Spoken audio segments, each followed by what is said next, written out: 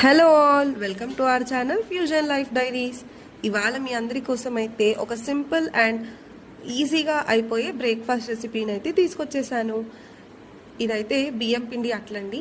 దీనికి ముందుగా కావాల్సిన పదార్థాలు అయితే చూసేద్దాం. బియ్యం పిండి, అల్లం వెల్లుల్లి పేస్ట్, జీలకర్ర, కారం, ఉప్పు ఇవైతే కావాలి. ముందుగా బియ్యం పిండిలో జీలకర్ర, కారం, అల్లం వెల్లుల్లి పేస్ట్, ఉప్పు వేసేసి వాటర్ పోసుకుంటూ మెల్లగా మనకి దోశ బ్యాటర్ లాగా కలిపేసుకోవాలి. ఇంకా పల్చగా కలిపితే కూడా చాలా క్రిస్పీగా వస్తాయి. కలిపిన తర్వాత కాసేపు అలా పక్కకు పెట్టేసుకోవాలి. పెనం వేడెక్కిన తర్వాత దానిపైన కొంచెం ఆయిల్ వేసి ఈ పిండిని దోశలాగా వేసేసుకోవడమే. రెండు వైపులా కాల్చేసుకొని ఈ అట్టుని మనం మామిడికాయ పచ్చడైనా లేదా టమాటో చట్నీ దేంతో అయినా కర్రీతో కూడా తినేయచ్చు. చాలా బాగుంటుంది, చాలా ఈజీగా కూడా అయిపోతుంది. మీరు కూడా ట్రై చేయండి. Please do like, share and subscribe. Thank you for watching.